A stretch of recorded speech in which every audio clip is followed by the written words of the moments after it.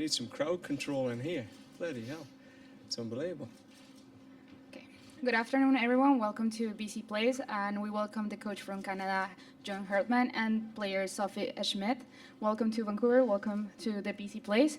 And a couple of reminders before we start with the press conference. Please, for photographers, just the first 5 minutes. Then we have to just keep up with the photos off. Reminder to put your phones in silent. And last and not least, remember that say your media outlet when you introduce yourself. So, for the coach, how's the preparation for tomorrow's game? Yeah, preparation's been great. I think for everyone, just coming back to Vancouver has been a breath of fresh air. As a group, we'd hoped that this would happen. We'd planned for it to happen, and we're here. And I know getting off the aeroplane, it's my hometown, Sophie's hometown. The girls have been living here for a couple of years, pretty much with the training environment, so it just feels like home. And that's got its positives and negatives. I think sometimes when you feel at home, you get a bit comfortable, but we've stayed on top of things and been diligent with our processes. So just can't wait to get out there and play in front of that packed crowd. It's going to be class. Sophie, how about you? What was the question? How's the preparation for tomorrow's game? Preparation's been great. It's amazing to be back home in Vancouver. We're so excited to play in front of home fans in BC Place. It's going to be an amazing atmosphere. Obviously, a tough challenge ahead, but this is what we plan for, and this is the moments you live for as a professional athlete. So we're ready and we're excited. Thank you. So now we open the floor for any questions, so we can start. Sophie, it's James Duthie from TSN back here. I know people were concerned when they saw you on crutches in the airport. How are you, and are you ready for tomorrow? I am crutch-free. I'll be training today, and my goal and how I see it, I'm planning to play tomorrow if John puts me in the lineup. It's questionable. But yeah, no, thank goodness for the last 5 days that we had a little bit of a break. The med staff has done an amazing job of taking care of me and getting me back to health, and I feel good and excited and ready for tomorrow. Neil Davidson, the Canadian Press. John, I know these are different teams, but can you cast your memory back to when you played Switzerland lost at the 2013 Cyprus Cup? I think Sophie scored in that game, and the attendance was listed at 50, slightly different from tomorrow. Yeah, I can. It was Sophie's 100th cap, if I remember, and she scored within a minute and 30, which was a great moment. And then I think in that game, we underestimated the Swiss. I'd played them previously with New Zealand, and we got a 2-0 win. And going into that game, we'd brought in a lot of young players. We'd mixed the tactics up, and we were goal up, and everything was going well. And they came back, and it was a tight game. The new coach, German coach, had came in and changed quite a few things, and started to see, I think, the fruits of our work on getting the best out of Bachmann and Dickerman. So, it took Matheson to break away and score a cracking goal on the counter-attack to win the match for us. So I think what I know about Switzerland and what's different now is, look, the crowd's going to be there, and 50 or 50,000, we've been talking about that with the players, that mindset of, at the end of the day, we get on with our jobs on the pitch, and if we're doing our jobs, the crowd will get behind us, and when the crowd get behind us, you get that extra energy, and it's that great cycle that you get as a player. So we just stay focused on the jobs and just not underestimate the opposition that's in front of us. That's the key. John, Sherry Ford, TSN. I have two questions. The first one is whether Diana Matheson will see time tomorrow, and the second one is about Dickerman and Bachmann, and what sort of things can they throw your way that you guys have to be. You're not going to ask us to dissect my tactics again in public. Okay. No, I think there's two parts to this. I think the first part is, with Dickerman and Bachmann, they play well together. And I think that's a big part. And the girls have looked at the footage. We've came up with a few strategies that we have in the bank. And I think the principle generally is just keep the team tight. And I think that's what's hurt us in previous games. You know, we got caught in transition quite a lot in the Dutch game. Same with New Zealand. You know, teams have found it hard to break our blocks down, but it just seems when we give the ball away sloppily, you know, the gaps are just a bit too big. And if we give too many gaps to this Swiss team, those two players are in form. They're in real good form, and they'll hurt you. So, you know, the message has been strong. We keep the team tight, front to back, side to side, so that they have to play against more than 1v1. And I think that's an important part. And then the second piece is, I can't remember the question, the other part. Diana. Oh, yeah, Diana. She's done amazingly well to come back from what she's come back from, and just the ups and downs in training. I mean, we've had her on the pitch, full training yesterday, full contact. She's done 2 of them now, and it's been wonderful just to see the quality that she brings to the team. I mean, she smashed one in from 25 yards in training, and the whole team just erupted, you know, because it's just nice for Dee, but it's got to be the right time. It's got to be the right moment for Diana. There's a certain situation we see that if that situation's the case, then Dee will come in. You know, will she start the game? She's not ready for that, but certainly there could be a moment there where we feel she could have the impact required. Terry Jones of the Edmonton Sun. For both, but we'll start with you, Sophie. It's an old hockey question, essentially, but when you get to the elimination games or the big games, your best players have to be your best players, and you're one of the best players. So how much of a challenge is this game to be there? And after you're finished, Coach, could you tackle that question too? Yeah, you're right. These are the moments that, like you said, the best players need to be the best players, and I'm welcoming the opportunity to step up. I have it within me, and I've put in 3 good performances, and I think I can even build on those little percents here and there that'll make a big difference. And I'm ready, and I'm excited, and this is what I dreamed of as a little girl, and so I get to live my dream tomorrow. And I think the foundation of players who are good players that move to great is the players around them. I mean, that's absolutely key.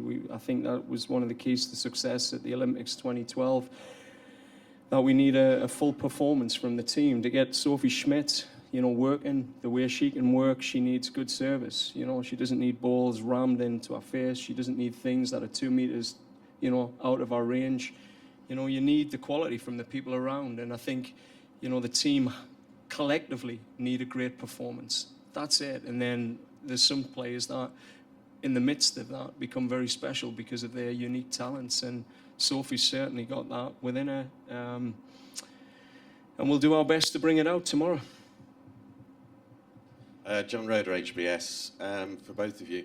If you were the Swiss coach, John, you'd be saying something along the lines of frustrate them, quieten the crowd, get that expectation from the home crowd, just decrease it a little bit. Yeah. How patient do you have to be tomorrow, just in case it doesn't go your way early on? Well, I think that we've drawn on experience with Coventry at the Olympics. You know, in 2012, we faced the same situation. You know, we came into that game with the home team in good form. They had the crowd behind them. We were playing in their country, and the expectation was massive on that team. So the conversation you've just had is exactly that. You know, you turn the crowd, you take that away from them, you frustrate them, and if you score early, it changes everything. And then at the same time, you know, the Swiss have played in this stadium. I mean, we used that in Coventry, that this will be our home stadium. Like, we felt Coventry was our home ground, that Team GB were coming to. And I sense that, you know, they're the stories that'll probably be told in that dressing room. But the bottom line is it'll go whistle to whistle. That, you know, whether you start a game well, at the end of the day, it'll be how you finish it. And the finishing of our games recently, we had a good finish in China, an average finish against New Zealand, and a poor finish against the Netherlands. You know, the strategies that we wanted to impose, you know, in that last 20 minutes weren't delivered the way we needed them to, because that game was won. And I think that's the reality. It'll go whistle to whistle. We've already said to the girls, prepare for 140 minutes of football here. because you've got the extra of the penalties and the mental loading of that. Because this is tournament football. It really, will come down to how the game ends, how well you end that game, regardless of how you started. Because if we don't score early, that ain't going to affect us. We're just going to keep doing what we keep doing. If the Swiss score early, well, we talked about that in the team meeting today. How are you going to respond? What's the worst case? They score in the first 5 minutes and they take the crowd away from you. Well, we stay on task. You just stay tight together. You stay tight, you connect with the people around you, you commit to your part of your performance, and we know we're good enough to come back. So that's the approach. Christian, Jack, TSN. Question for John. John, as an Englishman, you know all too well about penalty shootouts, and Okay. we're not playing Germany. I haven't seen the English women start. They did against French. The French. I Yeah. just wanted to know your opinion about the World Cup games ending in that way, and how much thought and preparation you put towards that potential scenario taking place tomorrow. Yeah, there's thought and preparation gone into it. From the team behind the team, we showed a clip of the Women's World Cup final just to motivate the staff into shifting gears a bit. We showed a clip of 2 teams in a World Cup final around that penalty period and how the players and staff were behaving. And when the camera zooms in, you can see what's happening. And one team was completely disconnected. You had a player over here, player over there, 2 staff members there. Then you had the other team that stayed together in a circle, calm. Treatment was happening. The right things were happening. You could see it was under control. And that team won the penalty shootout. And you could see it from, what we can do as a team behind a team. There are things we have to be ready for. Some of the planning for the extra time went in some time ago, with the conditioning program.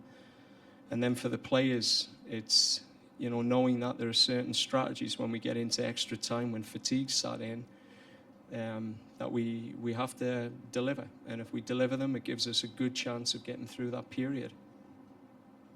We have the last 2 questions. The gentleman here, the lady over there. John Martin McMahon with Plastic Pitch. Strong defensive play in the group stage, but just 2 goals scored. What do you need to do to get the offense going here?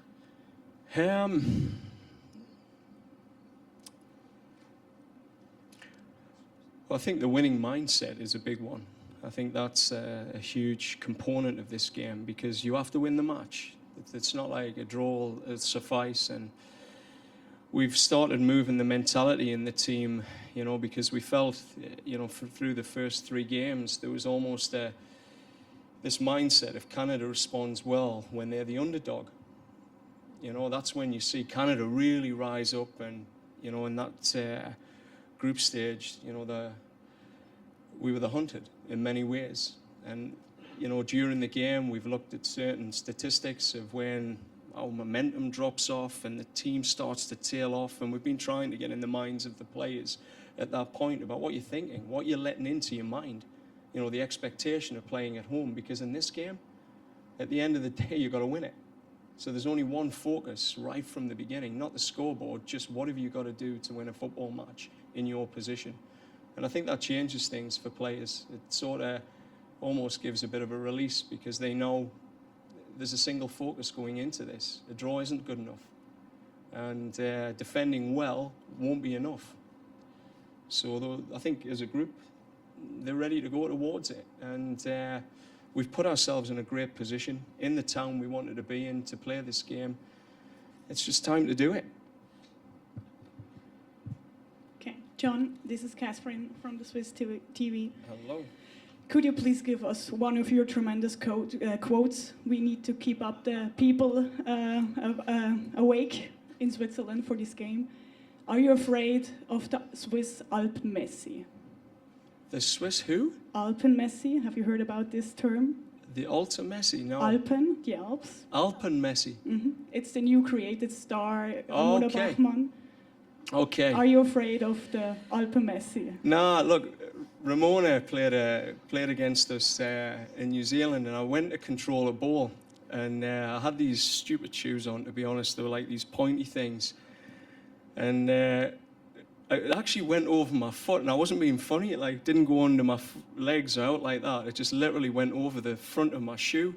And she came and gave us some grief. Actually, she told us my shoes were ugly, and I had terrible control.